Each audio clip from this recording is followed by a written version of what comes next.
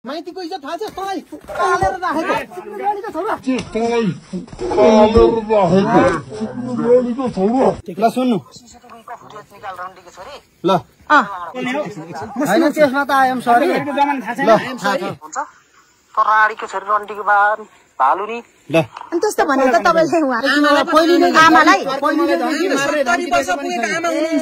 TikTok बनाएर हामीहरुको बेइज्जत लास्टै बेइज्जत भयो हैन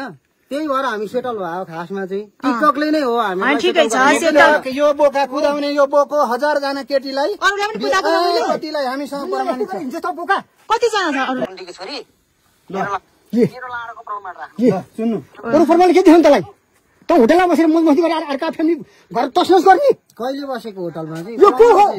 कोले पठायो तेरो बाउले पठाएको मैले यहाँ घरबाट पठाएको हो मोडीसँग दिन्छ ठिक छ टिकटकमा बिगाड गर्छ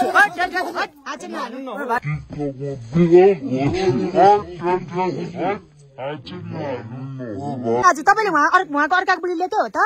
के भनेर ल्याउनु भयो त नानी पनि रहेछ हामीहरुको त्यो टिकटकमा बेइज्जत भएको यही छ टिकटक बनाएको हैन त्यो टिकटकको मोबाइल म सबै देखाइदिन्छु केटीहरुलाई हैन त्यो सबै के तपाईहरुले पनि हेर्दिनु होला हैन तपाईहरु पनि बुझ्ने मान्छे हो